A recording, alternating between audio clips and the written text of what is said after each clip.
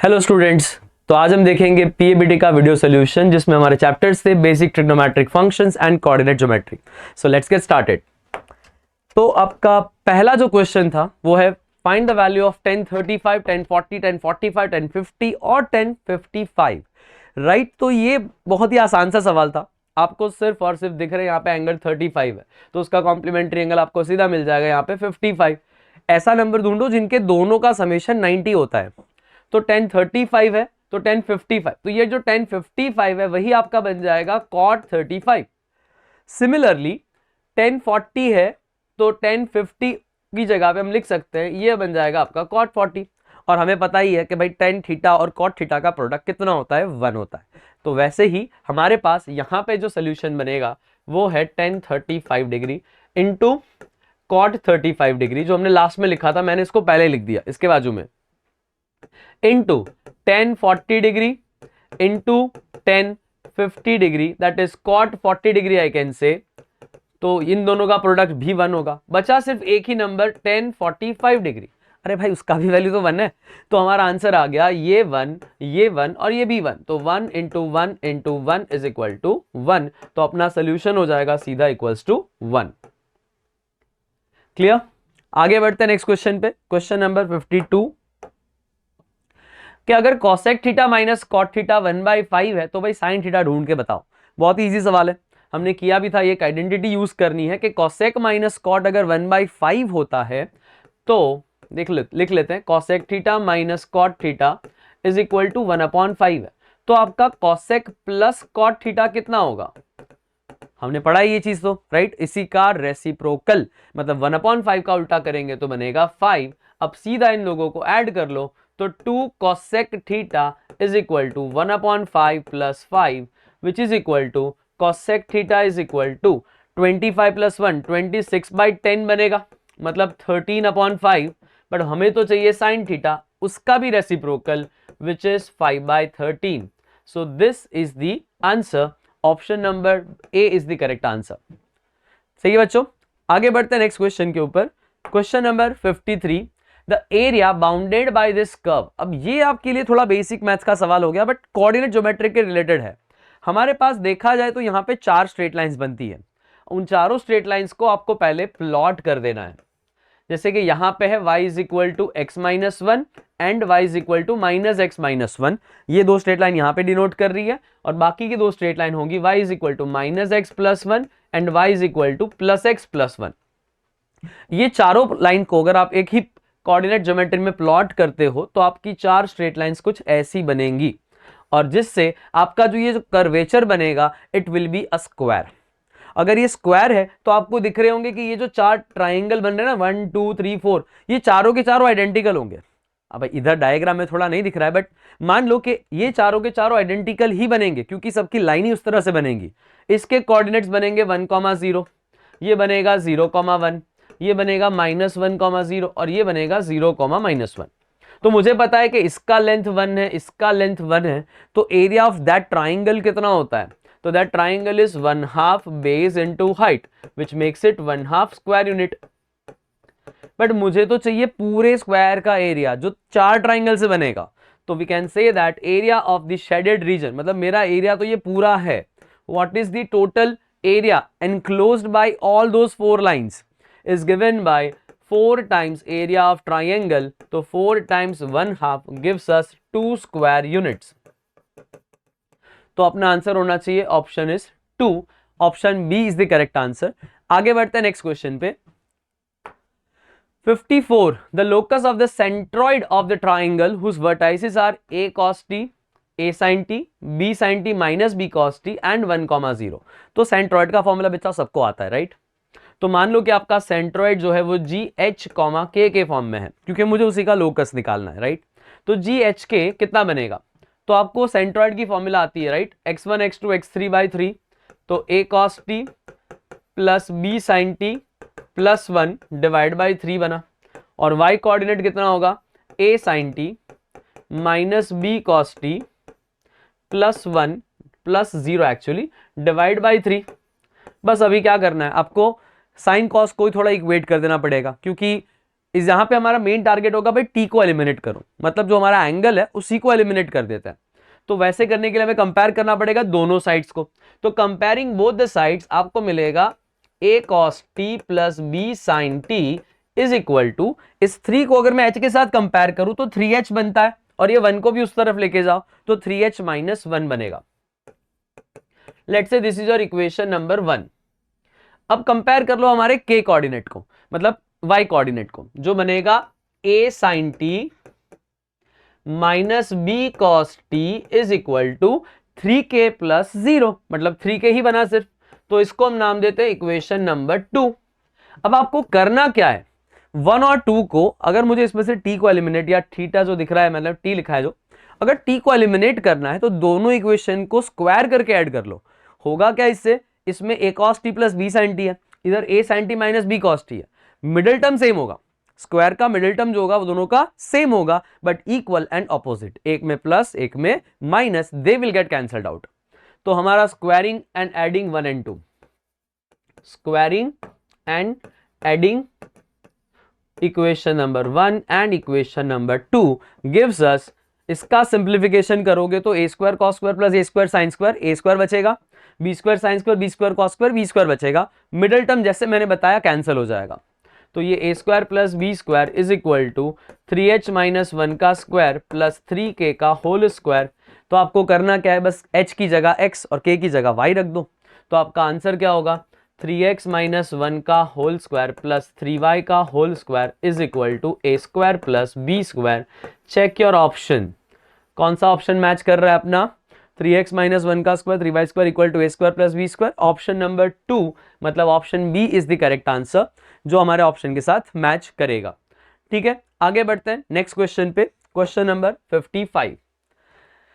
The value of sec square theta plus cosec square equals to, ये बहुत ही आसान सा सवाल है, सबको पहले ना साइन कॉस में डाल दो, तो ये होगा 1 upon sine square theta plus 1 upon cos square theta. हमने दोनों को रेसिप्रोकल करके सीधा ऐड ही कर लिया। अब हम क्या कर सकते हैं, तो क्या एलसीएम ले लो, तो एलसीएम लेंगे तो क्या होगा, sign square theta plus cos square theta upon sine square theta into cos square theta बना। बताओ sine square plus cos square कितना होगा, 1, तो रख दो 1, तो 1 रखने पर हमारा आंसर होगा 1 upon sine square theta into cos square theta. Simplify करने पे मिलेगा 1 upon sine square is cos x square theta and 1 upon cos square is into sex square theta. तो जिन दोनों का समेशन था उन्हीं का प्रोडक्ट हमारा आंसर है। तो ऑप्शन मैच करके देख लेते, तो option B again is your correct answer, 55 का भी आंसर बी है। आगे बढ़ते हैं नेक्स्ट क्वेश्चन पे, जहां पे आपको 3 नंबर का प्रोडक्ट दिया है और उनका आंसर दिया है 9। तो पहले तो हम कंफ्यूज है, तो एक काम करते हैं, सबको साइन कॉस में कन्वर्ट कर लो।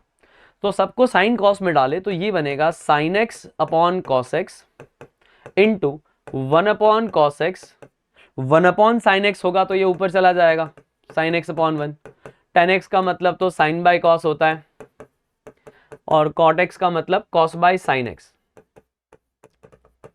और इसका आंसर दिया है हमको 9। तो भाई कुछ कट हो रहा है, नथिंग इज बीइंग कैंसल्ड, भाई कुछ नहीं कटेगा। तो हम क्या करेंगे, जो हमें दिख रहा है न्यूमरेटर में और डिनोमिनेटर में, न्यूमरेटर में है साइन के 4 पावर डिवाइड बाय कॉस के भी 4 पावर, डिनोमिनेटर में है ये 9 है। तो क्या लिख सकता हूं, साइन बाय कॉस का मतलब तो 10 होता है, तो 10⁴x 9 हो गया। अगर हम 2 बार स्क्वायर रूट ले लें तो हमारे पास 2 ऑप्शन तो बचेंगे, एटलीस्ट 2 रियल रूट तो फिर भी मिलता है, 10x इक्वल टू प्लस और माइनस √3 बचेगा। मतलब मेरा x का वैल्यू या तो π/3 पॉसिबल है, या तो फिर 2π/3 पॉसिबल है, या तो फिर -π/3 पॉसिबल है। पर ऑप्शन चेक करके देखते हैं, हमारे पास सिर्फ +π/3 है, तो option number B again is the correct answer. तो 56 का आंसर भी हमारा ऑप्शन नंबर बी है। आगे बढ़ते हैं नेक्स्ट क्वेश्चन पे, 57th क्वेश्चन। अब देखो बच्चे, यहाँ पे लॉग देख के डरना नहीं था, लॉग हमारे साथ अभी यूज टू हो चुका है, हमारी रगों में घुल चुका है ना। तो लॉग से तो बिल्कुल ही नहीं डरेंगे हम लोग। लॉग को सिर्फ और सिर्फ जो क्वेश्चन में दिया गया उसके अकॉर्डिंग सॉल्व करना था, कि x अगर आप सॉल्व करो, लॉग साइन 1 और बेस में cos 30 है, कभी भी बेस में कुछ और दिखे ना, बेस चेंज रूल अप्लाई कर दो, ठीक है। तो ये क्या बनेगा आपका, log of sine 1 degree divide by log of cos 30 degree बनेगा, into log of sine 2 degree divide by log of sine 1 degree बचेगा। अब वैसे ही क्रॉस मल्टीप्लाई करते करते करते हमारा लास्ट टर्म जो बनेगा वो है log of cos 60 divide by log of cos sin 59 degree. अगर आप ध्यान से देखें तो यहाँ पे सारे टर्म कैंसिल हो रहे हैं, वो भी इस स्लाइस में सब कटेगा। sin 1 गया, sin 2 वाला टर्म भी जाएगा, सिमिलरली sin 59 वाला टर्म भी कैंसिल होगा ही होगा। अब मेरे पास बचा क्या, न्यूमरेटर का लास्ट मतलब log ऑफ cos 60 बचा, और नीचे डिनोमिनेटर में sorry sin 60 I think so, या I make it wrong, it is sin 60। तो log sin 60 बचेगा न्यूमरेटर में, और डिनोमिनेटर में है log ऑफ cos 60 cos 30। अब बताओ sin 60 का वैल्यू और cos 30 का वैल्यू सेम ही है। sin 60 का मतलब √3/2 और सिमिलरली cos 30 का वैल्यू भी √3/2, तो दोनों सेम ही है, तो कैंसिल कर लूं तो दोनों का आंसर कितना हुआ 1, which means x equal to 1 है हमारे पास।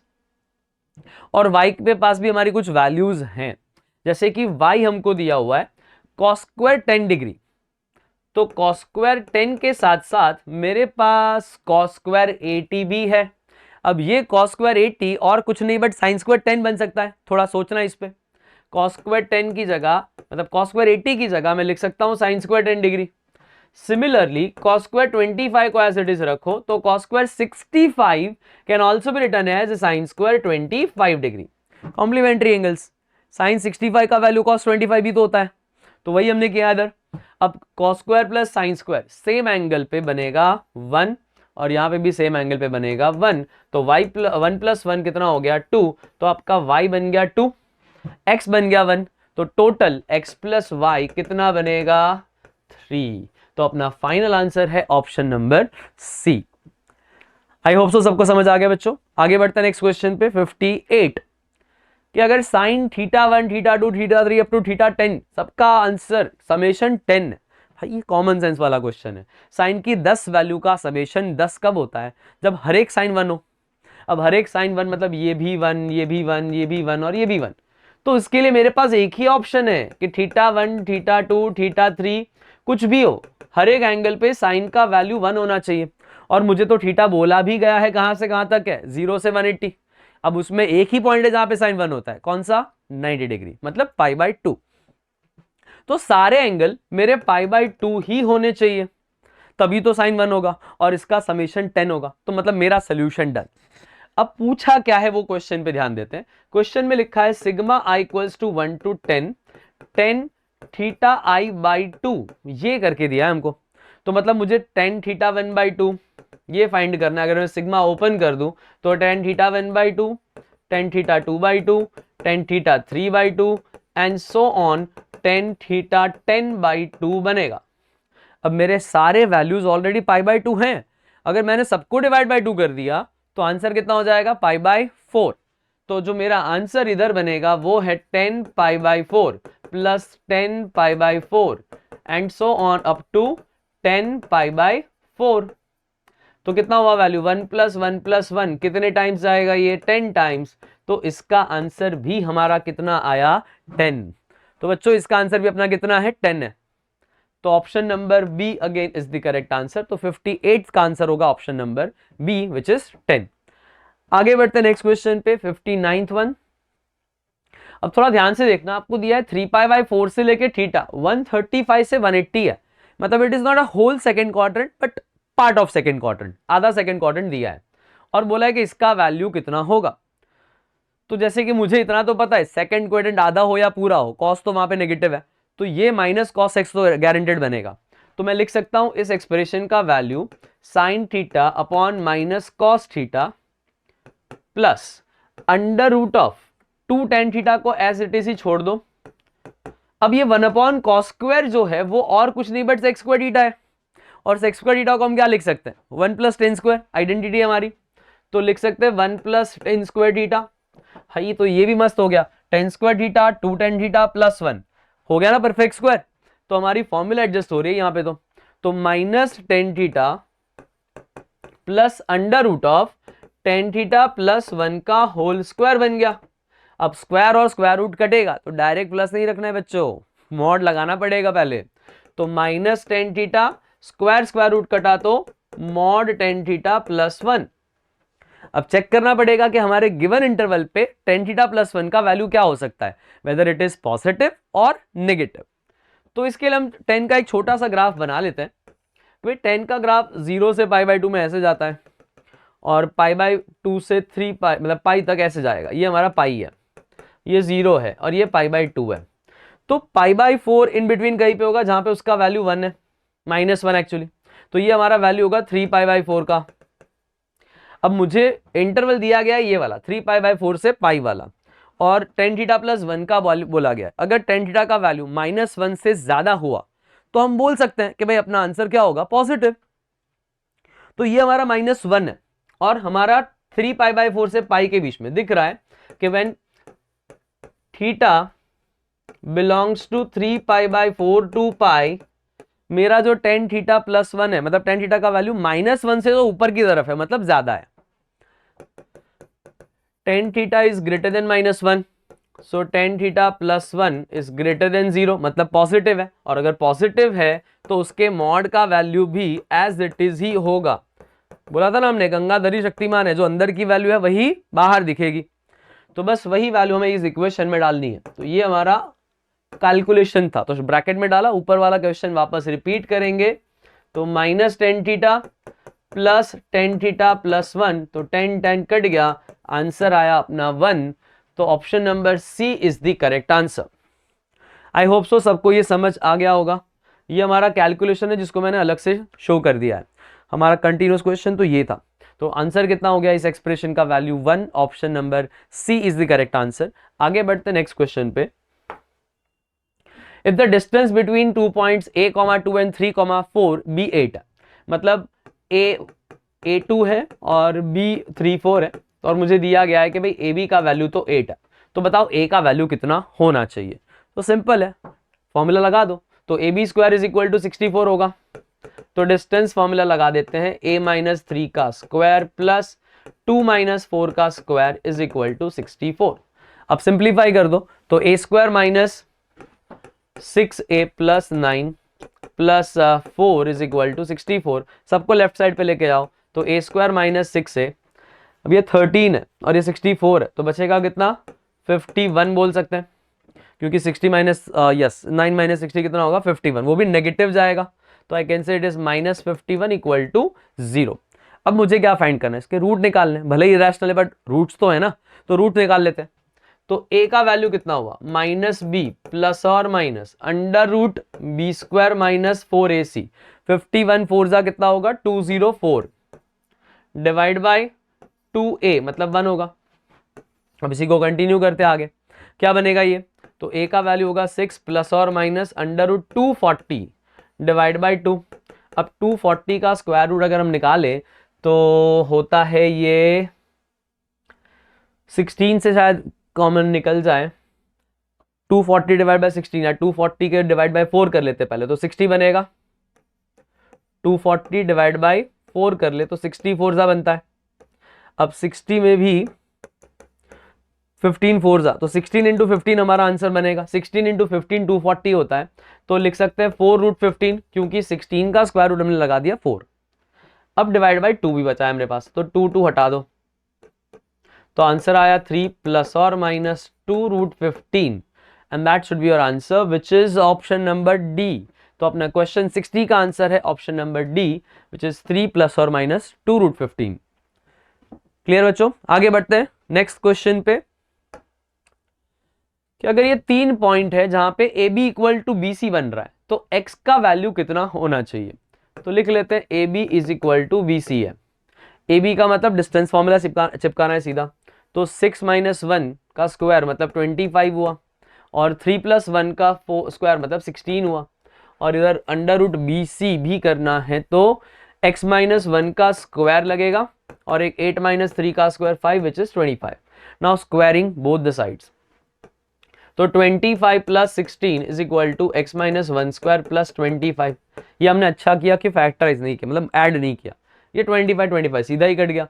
तो x - 1 का स्क्वायर जो है वो भी तो एक 4 का स्क्वायर है भाई, दोनों साइड स्क्वायर रूट लेके निपटा दो, तो स्क्वायर रूट कटेगा तो मॉड आएगा। तो मॉड x - 1 2 कब होता है, तो x minus one is plus और माइनस टू, x का वैल्यू आइदर होगा 3 या तो होगा, सॉरी 4 है ना, तो इसका स्क्वायर रूट भी 4 ही होगा, सॉरी बच्चों, सॉरी सॉरी सॉरी गलती करी। x माइनस वन का square is equal to 4 square है, तो x माइनस वन कितना होगा, प्लस और माइनस 4 होगा, तो x का वैल्यू या तो 5 होगा या तो फिर माइनस 3 होगा। तो अपना ऑप्शन चेक कर लो, 5 और minus 3, option number 1 is the correct answer, ए अपना ऑप्शन करेक्ट होगा यहाँ पे। ठीक है, तो 62 पे आते हैं नेक्स्ट क्वेश्चन पे। भाई point P square 0, 0 Q square and 1 1 are collinear if and only if. तो भाई कोलिनियर पॉइंट्स की कंडीशन होती है कि कोलिनियर पॉइंट्स कभी भी ट्राइंगल नहीं बना सकते, तो उनके ट्राइंगल का एरिया हम 0 कर सकते हैं।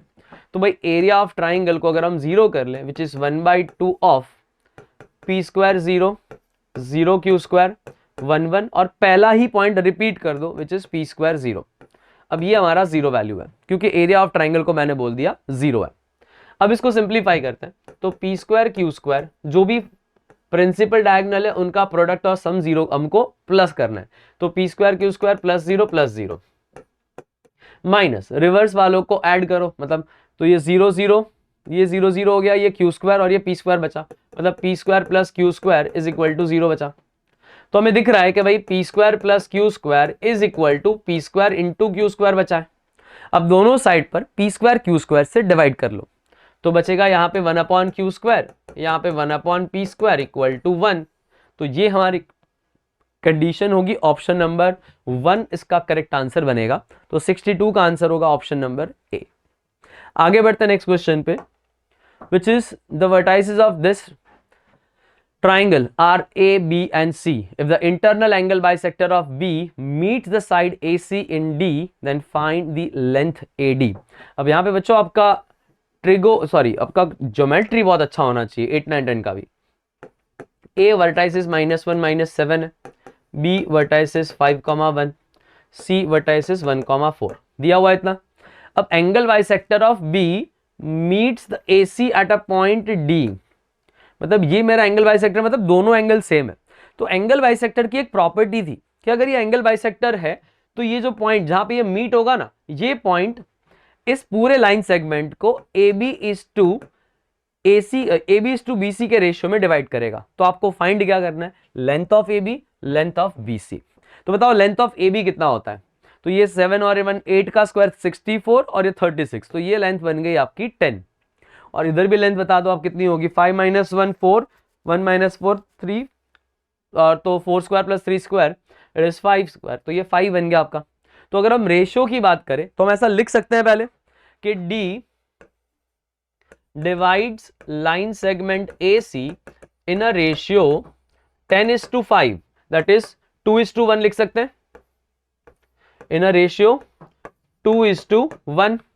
तो बस हमें वही करना है, हमारे पास A है जिसके कोऑर्डिनेट है -1 -7, B है जिसके कोऑर्डिनेट्स हमारे पास, सॉरी हमें C चाहिए, C जिसके कोऑर्डिनेट है 1,4 and D divides AC in a ratio of 2:1। तो बस D के कोऑर्डिनेट्स निकाल दो इसमें से, तो D के कोऑर्डिनेट्स होंगे 2 - 1 डिवाइड बाई 3, 2 - 1 डिवाइड बाई 3, और Y कोऑर्डिनेट होगा 8 - 7 डिवाइड बाई 3। सो इनडायरेक्टली आपको D के कोऑर्डिनेट से मिल गए, कितने आ रहे हैं 1/3, 1/3। अब आपको पूछा गया है लेंथ ऑफ BD कितना होगा, तो length of BD is equal to, distance formula चिपकानी है हमें सिर्फ, तो 5 - 1/3 का होल स्क्वायर प्लस 1 - 1/3 का होल स्क्वायर, सिंप्लीफाई कर लो कितना बनेगा, तो 5 - 1/3 का मतलब होता है 14/3, 14/3 का स्क्वायर होगा 196/9 प्लस 2/3, 2/3 का स्क्वायर कितना होता है 4/9। अगर हम इसको सॉल्व करें तो दिख रहा है कि इट इज 200 डिवाइड बाई 9। अब इसमें से सिर्फ 2 के पास स्क्वायर रूट नहीं है, बाकी 100 का स्क्वायर रूट होता है 10, 9 का स्क्वायर रूट 3 और 2 का स्क्वायर रूट 2। तो आंसर होना चाहिए 10√2/3 विच इज ऑप्शन नंबर ए। तो अपना करेक्ट आंसर होगा 10√2/3। तो आगे बढ़ते बच्चों नेक्स्ट क्वेश्चन पर, in what ratio does the x axis divides the line segment joining this 2 points. अब बच्चों इसके लिए कैलकुलेशन भी आप कर सकते हो या फिर थोड़ा स्मार्टनेस भी यूज कर सकते हो कि x axis always divides the line segment formed by AB in a ratio of -y1/y2। तो मेरा रेशियो डायरेक्ट ही हम लिख सकते हैं -y1:y2। तो अपना y कोऑर्डिनेट पकड़ लो दोनों का, हमें AB का बोला है तो y कोऑर्डिनेट है -3 और इधर कितना है 6, तो -3 -3:6 विच गिव्स यू 1:2। तो अपना करेक्ट आंसर हो गया ऑप्शन नंबर बी 1:2। 65th है wire of length 44 centimetre bent into an arc of circle of radius 12 centimetre. तो 12 सेंटीमीटर वाले के ऊपर हमने 44 सेंटीमीटर का बेंट लगाया हुआ है। तो this is my length of arc 44 centimetre, radius है आपके पास 12 सेंटीमीटर, आपको पूछा है theta in a radian, degree measurement कितना होगा।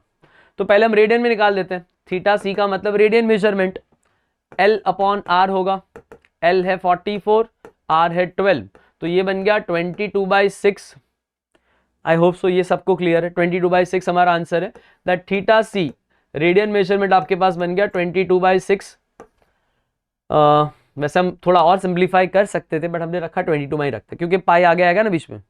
ओ बट सॉरी, एक जगह पे तो पाई छोड़ा भी है हमने, कोई ना, सिंप्लीफाई प्रॉपर ही कर रहे थे। तो 44/12 करेंगे तो कितना होगा, 44/12 गिव्स यू 11/3। तो हमारा डिग्री रेडियन मेजरमेंट है 11/3 रेडियन, बट हमें पूछा गया है डिग्री मेजरमेंट बताओ। तो degree measurement is radian measurement into 180/पाई।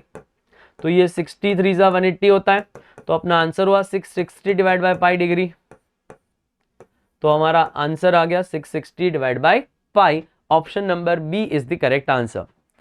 आगे बढ़ते हैं नेक्स्ट क्वेश्चन पे, जहां पे आपको अलाइड एंगल्स के क्वेश्चन दिया है। बहुत ही आसान सा सवाल, इधर ही हो जाएगा अपना सॉल्व। कॉसेक 90 प्लस थीटा कितना होता है। 90 प्लस मतलब कि सेकंड क्वाड्रेंट में कॉसेक पॉजिटिव होता है और 90 की वजह से फंक्शन चेंज होगा, तो ये बनेगा plus sec theta plus x time cos theta as it is. Cot 90 plus theta बनता है माइनस कॉट 10 थीटा, तो यहां पे हम लिख देंगे -10 theta is equal to sign 90 plus theta is equal to cos theta. बस इसको सिंप्लीफाई कर लो। तो सेक की जगह पे हमने लिखा 1/cos theta minus x cos theta और इधर है sin theta upon cos theta is equal to cos theta है। तो ध्यान से देखो तो ये कॉस कॉस ही कट गया यहाँ पे। तो हमारे पास टर्म बचा कितना, which is sec theta minus X is equal to cos theta. अब एक्स को इधर लेके जाओ तो एक्स कितना होगा, sec theta minus cos theta बना, तो एक्स का वैल्यू कितना होगा, X cos theta into cot 90 plus theta is equal to sign 90 plus theta. तो sec theta minus cos theta ये बनेगा 1 minus cos square theta upon cos theta which is x equal to sine square theta upon cos theta. ओ हमारे पास इधर एक sine theta बचा है बेटा, तो ये सेक थीटा को एज इट इज रखो, एक्स साइन थीटा लगा दो और इधर कॉस थीटा लगा दो। तो एक्स साइन थीटा को उधर लेके जाओ, साइन कॉस थीटा को इधर लेके आओ, तो x sin theta is equal to sec theta minus cos theta x equal to 1/cos theta minus cos theta divide by sin theta which is 1 minus cos square जो कि बनता है sin square theta. तो sin square theta upon cos theta into 1/sin theta था, तो एक sign sign को काट दो तो साइन अपॉन कॉस कितना बना, tan थीटा। तो x का वैल्यू आपका कितना होगा, tan theta. Option number B is the correct answer. तो 66 का आंसर होगा ऑप्शन नंबर बी। आगे बढ़ते हैं नेक्स्ट क्वेश्चन पे, that is 67 the ortho centre of the triangle whose vertices are this and this। अब बच्चों अभी अज्यूम किया जाता है कि आप लोगों को स्ट्रेट लाइन नहीं आता है। अगर किसी बच्चों को स्ट्रेट लाइन अच्छे से आता है, they can easily find to altitudes and get the intersection point, वही आपका ऑर्थो सेंटर होता है। किसी को फॉर्मूलाज पता है तो वो angle between the two sides निकालना पड़ेगा और फिर सॉल्व करना पड़ेगा। या तो फिर हमारे पास एक स्टेटमेंट है कि फॉर एनी ट्राइंगल हमारे orthocentre, centroid and circumcentre are always in a collinear condition. ये तीनों के तीनों एक ही लाइन पे होते हैं और हमारा सेंट्रॉइड ऑर्थो सेंटर और सर्कम सेंटर से बनने वाले लाइन सेगमेंट को 2:1 रेशियो में डिवाइड भी करता है। अगर ये स्टेटमेंट हमें पता है तो हम इजीली फाइंड कर सकते हैं सेंट्रॉइड, हम निकाल सकते हैं सर्कम सेंटर, थोड़ा कैलकुलेशन है बट निकाल सकते हैं, और उसके बाद हमें मिलेगा h इस फॉर्मूला से। ठीक है, तो हमारा सबसे पहला टारगेट है कि भाई सेंट्रॉइड तो निकाल दो। बताओ सेंट्रॉइड कितना होगा? Centroid is x1 plus x2 plus x3 by 3, तो 5 माइनस 1 प्लस 1 मतलब सिर्फ 5 बचा, डिवाइड बाई 3। और y कोऑर्डिनेट कितना होगा? 4 प्लस 2 माइनस 2 मतलब 4 बाई 3, तो this is our centroid. Low, centroid के कोऑर्डिनेट्स तो बहुत इजीली मिल गए। अब हमें निकालना है अपना सरकम सेंटर।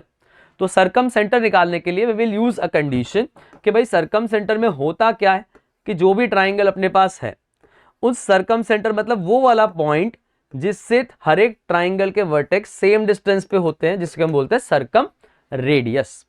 भाई सरकम रेडियस डिस्टेंस पे हमें निकालनी है, तो मतलब हमारा टारगेट है पी के कोऑर्डिनेट निकाल। तो पी को अज्यूम कर लेते हैं एक्स वाई है। Let P be x comma y, और मुझे एक्स वाई ही ढूंढना है। तो पहले इक्वेशन तो बनाना पड़ेगा। तो हमारी सरकम रेडियस है P A equal to P B equal to P C. तो पी ए का मतलब क्या हो गया? हम लिख सकते हैं, पहले इसमें से कोई भी दो को इक्वेट करो, P A square equal to P B square. बच्चों मैं यहाँ पे थोड़ा कैलकुलेशन शॉर्ट में करूंगा एंड आई एम होप कि आप लोग भी ये तरीके से सॉल्व करना स्टार्ट कर दो, तो आपका टाइम बच सकता है। पी ए स्क्वायर का मतलब होता है हमारे पास टर्म्स कौन कौन से हैं। यहाँ पे बनेगा x माइनस ए के कोऑर्डिनेट से 5, तो x माइनस 5 का स्क्वायर प्लस y प्लस 2 का whole square is equal to P B square का मतलब x plus 1 square plus y minus 2 square. अब बच्चों थोड़ा ध्यान से सुनना, दोनों साइड से x स्क्वायर वाई स्क्वायर तो वैसे भी कटेंगे, तो हम लिखेंगे ही नहीं। समझ आया? तो हम क्या करेंगे, यहाँ पे middle term minus 10x perfect square 25, इधर प्लस 4y प्लस 4, इधर 2x plus 1 minus 4y plus 4। आई होप सो सबको समझ आ गया होगा। जो भी सिमिलर टर्म से कैंसिल आउट करो, जैसे 4 4 कटा और तो कुछ कैंसिल नहीं हो सकता। 10 को उधर लेके जाओ बनेगा 12x, 4 को उधर लेके जाओ बनेगा माइनस 8y, और 25 को भी उधर लेके जाओ बनेगा माइनस 24 इज इक्वल टू 0। सबको 4 से डिवाइड कर लो, तो ये बना 3x minus 2y minus 6 is equal to 0 is your equation number 1। अब जैसा कैलकुलेशन हमने P A equals to PB के लिए किया, वैसे सिमिलर हम कर लेंगे पीबी इक्वल्स टू पीसी के लिए। So let us go for PB square is equal to PC square पर।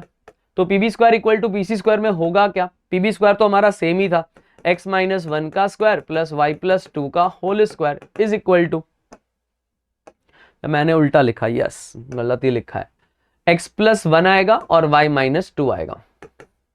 ठीक है, यहां तक क्लियर है बच्चों? और पीसी स्क्वायर की बात करें तो पीसी स्क्वायर हमारे पास कितना है? 1/4 है। अब 1/4 है, इसका मतलब x माइनस 1 का स्क्वायर प्लस y माइनस 4 का स्क्वायर। अब इसी को भी सिंप्लीफाई करना, सेम अप्रोच यहां पे भी हम फॉलो करेंगे। तो यहां पे कितना होगा? 2x प्लस 1, यहां पे होगा माइनस 4y प्लस 4। अरे यार,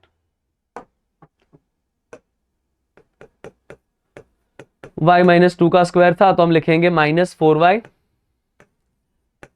plus 4 is equal to minus 2x plus 1 और माइनस 8y प्लस 16।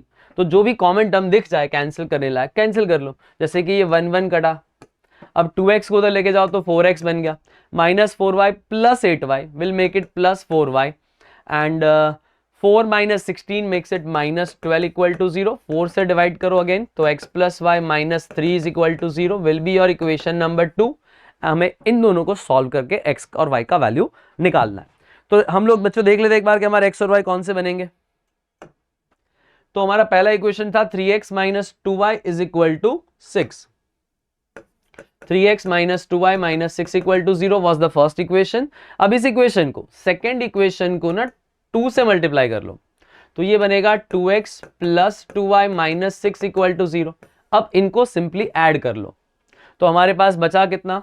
ये 5x, ये माइनस 12 इक्वल टू 0, मतलब x का वैल्यू आया 12/5। अगर x 12/5 है तो y कितना होगा? 3 माइनस 12/5, तो y का वैल्यू बनेगा 3/5। ठीक है, तो हमारे पास बच्चों सारे एलिमेंट आ चुके हैं। अभी हमें क्या फाइंड करना है? Ortho centre. तो ऑर्थो सेंटर को हम ले लेते हैं hxy। मेरा सेंट्रॉइड g इधर है जिसका वैल्यू 5/3 4/3 आया था, और मेरा सरकम सेंटर अभी हमने जो फाइंड किया p विच इज 12/5 3/5। तो अब ये हमें रेशियो डिवाइड करता है 2:1 में। अब उसी के बेस पे हम h का वैल्यू ढूंढेंगे। ठीक है, तो पहले x कंपोनेंट निकाल देते हैं। तो 2 into 12/5 24/5 plus 1 into x x divide by 3 is equal to 5/3। तो 3 कैंसिल कर लो, x का वैल्यू 5 माइनस 24/5 बनेगा which is equal to 1/5। Similarly y component निकाल देते हैं, तो 2 into 3 6/5 plus y divide by 3 is equal to 4/3। तो ये 3 भी कटा, तो हमारे पास आ गया y is equal to 4 minus 6/5, 20 minus 6 makes it 14, तो 14/5 ये हमारा आंसर आ गया। तो हमारा ऑर्थो सेंटर h के कोऑर्डिनेट्स आएंगे 1/5, 14/5 इज माय फाइनल आंसर। ठीक है बच्चों, कैलकुलेशन लंबा था बट अभी इस लेवल पे हम अज्यूम कर रहे हैं कि आपको स्ट्रेट लाइन नहीं आता है, तो this is the approach, one of the approach जिससे हम आंसर निकाल सकते हैं। Option number 1 should be your answer. Otherwise कुछ बच्चों को अगर स्ट्रेट लाइन अच्छे से आती है, they know the slope, they know the equation of point slope form, अगर उससे करना है तो आप अल्टीट्यूड के 2 इक्वेशन निकालो, उनका इंटरसेक्शन निकालो, आपका आंसर गारंटेड यही आएगा। ठीक है बच्चों, आगे बढ़ते हैं नेक्स्ट क्वेश्चन पे, which is question number 68। Find the locus of P which are equidistant from A and B। तो इतना तो हमें पता है कि भाई इक्विडिस्टेंट का मतलब PA इक्वल टू PB होता है, और अगर किसी को लोकस अच्छे से आता है, स्ट्रेट लाइन अच्छे से आता है, तो आप समझ भी जाओगे ये और कुछ नहीं, कोई भी लाइन सेगमेंट का परपेंडिकुलर बाइसेक्टर है, परपेंडिकुलर साइड बाइसेक्टर है ये। तो PA square equal to PB square कर लेते हैं। मान लो PXY है, तो x माइनस 3 का होल स्क्वायर, y माइनस 4 का whole square equal to x minus 5 का whole square plus y plus 2 का whole square. As I said earlier, दोनों साइड से वापस x स्क्वायर y स्क्वायर कटेगा, तो उतना कैलकुलेशन कम ही कर लो। तो इसका middle term minus 6x plus 9, इसका माइनस 8y प्लस 16, इधर माइनस 10x प्लस 25, और ये प्लस 4y प्लस 4। तो जितने भी कॉमन एलिमेंट उड़ा सकते उड़ा दो, पर कुछ उड़ ही नहीं रहा यहाँ पे। तो माइनस 10 को उधर लेके जाओ, 10 माइनस 6 कितना हुआ 4x, minus 8 minus 4 minus 12y, अभी 25 होगा 16 और 9, तो 25 कट गया, बचा माइनस 4 इक्वल टू 0। 4 कॉमन निकालो, तो x minus 3y minus 1 equal to 0 should be your answer, which is option number B. तो option B is your correct answer. आगे बढ़ते हैं नेक्स्ट क्वेश्चन पे, 69th one. Find the equation to the locus of a point which moves so that its distance from the point A naught, मतलब एक point PH के हमारे पास है जिसका डिस्टेंस फ्रॉम A0, मतलब अपना पॉइंट है A0, is always 4 times the axis of Y। मतलब भाई यहां से from the axis of Y, यहां से जो डिस्टेंस है, मान लो यहां से डिस्टेंस कितना होगा भाई, कोऑर्डिनेट सिस्टम खुद बताती है इसका आंसर। इसका आंसर होता है आपका ऑलवेज h, और ये जो आपका डिस्टेंस है वो क्या होगा, इससे 4 टाइम्स है, मतलब ये 4h बन गया। तो मान लो ये पॉइंट A है, can I say AP is equal to 4h। अब AP square is equal to 16h square होगा। अब AP स्क्वायर का मतलब A माइनस h का whole square plus K minus 0 का whole square is equal to 16h square. Simplify करो, a square minus 2ah plus h square plus k square equal to 16h square. इन सारे terms को उठा के opposite side पे लेके जाओ, तो 16 minus 1 is 15h square plus 2ah minus k square minus a square is equal to 0। अभी क्या करो, a स्क्वायर को उसी साइड पे रखना है, h की जगह पर x और k की जगह पर y रख दो, तो 15x स्क्वायर plus 2ax minus y square is equal to a square should be your answer. तो चेक करो बच्चों अपना आंसर कौन सा है, 15x स्क्वायर है माइनस वाई स्क्वायर है plus 2ax equals to a square. Option number 1 is your correct answer. आगे बढ़ते हैं नेक्स्ट क्वेश्चन की तरफ। क्वेश्चन नंबर 7, स्टेटमेंट 1 पूछ रहा है कि भाई ये दोनों पॉइंट लाइन, ये लाइन इस दोनों से बनने वाले लाइन सेगमेंट को कौन से रेशियो में डिवाइड करेगी। तो भाई अपना रेशियो का डायरेक्ट फॉर्मूला है, पॉइंट को लाइन के इक्वेशन में रखो, सो माइनस ऑफ -1, चलो माइनस वाला फंडा अभी नहीं डालते, सीधा रेशियो से निकाल दो। तो -1 रखा हमने, कितना मिला -1 + 1 -4 डिवाइड बाय 5 7 भी रख लो, तो 5 + 7 -4। तो ये अपना आंसर कितना आया, -4 डिवाइड बाय कितना आएगा 5 + 7 12 - 4 इज 8, और ये रेशियो में आगे नेगेटिव होता ही है, तो माइनस माइनस प्लस बन जाएगा, तो प्लस 4/8 मेक्स इट 1/2। तो हमें दिख रहा है कि भाई पहला statement 1 is a correct answer. ठीक है, तो स्टेटमेंट 1 इज करेक्ट। और स्टेटमेंट 2 में बोला है इंटरनल बाइसेक्टर, मतलब इंटरनल डिवीजन है। अब इंटरनल डिवीजन में बीच में माइनस रखा तो मतलब सारे बच्चों ने गलती पकड़ ली होगी कि ये तो गलत बात है। तो statement 1 is true but statement 2 is definitely false statement. समझ आ गया बच्चों? आगे बढ़ते हैं नेक्स्ट क्वेश्चन पे। द वैल्यू ऑफ, अब ये न्यूमेरिकल टाइप स्टार्ट हो गए। साइन पाई प्लस थीटा का मतलब होता है minus sine theta, into sine pi minus theta का मतलब होता है plus sine theta, cosec square का मतलब होता है 1 साइन स्क्वायर थीटा। तो भाई दो साइन साइन कैंसिल कर लो, आंसर कितना आया आपका -1, तो -1 is the final answer. Next question है, distance between the perpendiculars drawn from this point on both axis.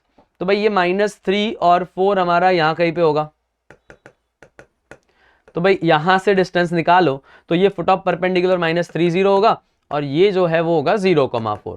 आपको पूछा है दोनों के बिटवीन द फिट, इन दोनों के बीच का डिस्टेंस कितना होगा, फुट ऑफ परपेंडिकुलर के बीच का डिस्टेंस कितना होगा। तो आपको दिख रहा है भाई ये डिस्टेंस हमारा 4 है, ये डिस्टेंस हमारा 3 है, तो ये बाय डिफॉल्ट 5 ही होगा, पाइथागोरस।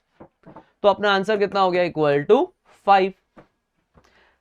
नेक्स्ट है साइन स्क्वायर 3 पाई, भाई साइन इंटीग्रल पाई पे 0 ही होता है, ये तो आप याद ही रख लो। तो ये तो 0 हो गया, कॉस पाई 1 होता है और tan पाई भी तो 0 होता है, तो आंसर हो गया आपका सीधा 1। तो 1 इज द करेक्ट आंसर, ये हमारा आंसर है। Next one is sine A negative है, कॉस बी पॉजिटिव है, मतलब साइन नेगेटिव होना चाहिए, कॉस पॉजिटिव होना चाहिए, और ए थर्ड क्वाड्रेंट में नहीं है। तो मान लो भाई ए तो फोर्थ क्वाड्रेंट में ही होगा और कॉस फर्स्ट क्वाड्रेंट में नहीं है, तो ये भी बी भी हमें दिख रहा है कि फोर्थ क्वाड्रेंट में है। तो 24 tan a - 15 cot b कितना होगा। अब देखो मुझे पता है कि भाई ए थर्ड क्वाड्रेंट में नहीं है, मतलब 10 तो गारंटेड नेगेटिव है, तो tan a का वैल्यू हम लोग राइट एंगल ट्राइंगल से निकाले तो उतना तो निकाल ही सकते हैं कि -7/24 बने। आई होप सो यहाँ पे मैं कुछ सेंस बना रहा हूं, आप लोग डायरेक्ट इतना तो बता ही सकते हो, राइट। और दूसरा कॉट बी की अगर हम बात करें तो कॉट बी में हमारा आंसर होगा 8/15, वो भी प्लस या माइनस, फोर्थ क्वाड्रेंट में कॉट इज नेगेटिव तो ये भी माइनस ही होगा। तो अपना काम बन गया, अभी सीधा वैल्यू से सब्स्टिट्यूट कर दो। वो क्वेश्चन पूछा है 24 tan a - 15 cot b का वैल्यू कितना होगा, तो 24 इंटू -7/24 -15 -8/15, तो 15 कैंसिल, 24 कैंसिल, तो -7 माइनस +8 मेक्स यू 1। तो आपका आंसर आ गया इक्वल टू 1। 74 का आंसर 1 है। और एक लास्ट क्वेश्चन है, कॉस ए तो कॉस ए ही रहता है, 270 प्लस फोर्थ क्वाड्रेंट बनेगा, बट 270 रेफरेंस वर्टिकल लाइन है तो फंक्शन चेंज, ये बन जाएगा आपका minus cos A. Similarly minus 270 minus का मतलब थर्ड क्वाड्रेंट, साइन तो वहां पे भी नेगेटिव है, और definitely minus minus plus cos A बनेगा, और कॉस 180 प्लस का मतलब भी थर्ड क्वाड्रेंट होता है जहां पे कॉस नेगेटिव है बट 180 की वजह से फंक्शन चेंज नहीं होगा, वो बनेगा माइनस कॉस ए। तो इट इज विजिबल भाई, plus cos minus cos plus cos minus cos सब कुछ कट गया, आंसर बन गया 0। तो आपका लास्ट क्वेश्चन का आंसर होगा 0। एंड दिस इज इट, यही आपका पीएबीटी का सोल्यूशन था। आई होप सो सब लोगों को पेपर इजी लगा है and I am expecting a good score from all of you. Thank you so much.